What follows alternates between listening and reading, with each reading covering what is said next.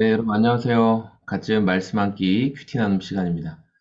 오늘 말씀은 민수기 10장 1절에서 10절까지 말씀입니다. 오늘 말씀에서는 그 은으로 만든 나팔, 은으로 만든 두 개의 나팔을 가지고 이스라엘 사람들을 어떻게 이동시킬지 그러한 내용들이 말씀에 기록되어 있습니다. 이 은나팔은 이스라엘이 진을 옮기거나 또 이스라엘의 리더들을 불러 모을 때 이 나팔을 불어서 어떻게 그들이 움직일 것인지를 알려주는 신호가 되고 있습니다. 4절 말씀 보면 하나만 길게 불면 지휘관들이 곧 이스라엘이 천부장들만 너에게 나올 것이다. 5절 그러나 나팔을 짧게 불면 동쪽 진을 친 부대들이 진을 뜬다. 이런 식으로 나팔을 길게 부냐 짧게 부냐 몇 번 부느냐 이런 것들을 통해서 어떻게 사람들이 움직일지 소리로 약속하는 내용들이 기록되어 있습니다.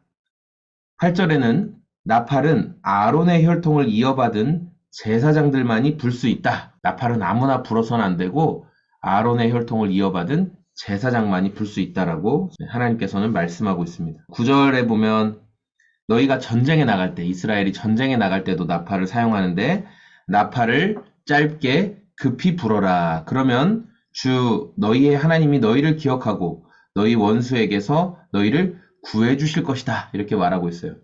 또 10절에서 하나님께 제사 드릴, 예배 드릴 그런 날짜가 정해져 있는데 그 날짜에 정기적으로 모이는 날과 매달 초 하루에 하나님 앞에 번제물과 화목제물을 바치면서 나팔을 불면 그러면 너희 주, 너희 하나님이 너희를 기억할 것이다. 나는 너희의 하나님이다. 하나님이 이렇게 말씀하셨어요. 그러니까 이 나팔을 불면 하나님이 원수들의 손에서도 구해 주실 것이고 하나님께서 이 나팔을 예배 때 불면 하나님께서 너희를 기억하실 것이다. 이렇게 말씀하고 있죠. 그러니까 이 나팔 소리에는 두 가지 큰 의미가 있는 것 같아요.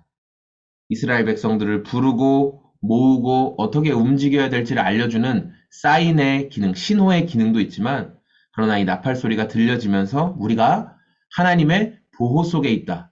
또 나팔 소리가 들려질 때 우리가 하나님의 언약 속에 살아가고 있다는 것을 알게 된다는 것이죠. 오늘 저와 여러분들이 말씀을 묵상하면서 특별히 이 하나님의 나팔 소리를 들어야 하는 우리가 그 약속 가운데 있는 사람들입니다. 나팔 소리가 울려 퍼질 때, 지금은 누가 나팔을 불진 않죠. 우리 구약 시대에 사는 게 아니니까. 근데 우리가 이것을 하나님의 말씀이 들려질 때라고 생각해 볼게요. 하나님의 말씀이 들려질 때, 우리가 하던 일을 멈추고 그 말씀에 귀를 기울여야 된다는 거죠. 나팔 소리는 나를 움직이게 하는 신호이면서 동시에 또 하나님께 올려드리는 기도거든요. 나팔 소리가. 그래서 우리가 그 소리에 귀를 기울여야 됩니다. 여러분 한 사람 한 사람이 여러분이 그 나팔 소리를 잘 듣고 공동체 가운데 다른 일 하다가 정신없이 있다가 나팔 소리를 못 듣는 사람도 있겠죠. 제대로 못 듣는 사람도 있었을 거예요. 그럴 때 알려줘야 돼요. 나팔 소리가 2번 울렸어. 짧게 울렸어. 길게 울렸어. 하나님의 말씀이 지금 이렇게 말씀하고 계셔. 하나님이 우리 공동체에 지금 이것을 원하시는 것 같아. 하나님의 너의 삶에 이것을 원하시는 것 같아. 여러분, 우리가 말씀을 분별해야 되겠죠. 그래서 우리가 그 소리에 늘 깨어 있어야 돼요. 도시에 살던 사람들은 갑자기 시골에 가면은 그 굉장한 적막함을 느끼죠. 그리고 풀벌레 소리나 이런 것들 잘 못 들어요. 왜냐면 그 도시 소음에 익숙해져 있으니까. 그런데 반대로 도시에 가서 그 시끄러운 가운데도 동전 같은 걸 여러분 땡그랑 떨어뜨려 보세요. 다 뒤돌아봅니다. 예. 내가 어디에 계속 신경을 쓰고 있느냐?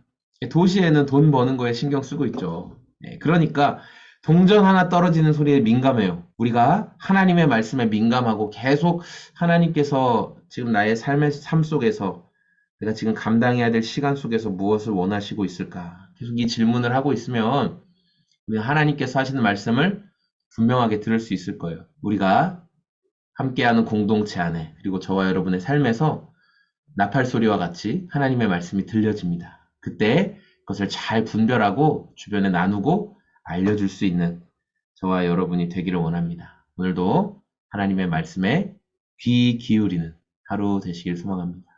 고맙습니다. 안녕히 계세요.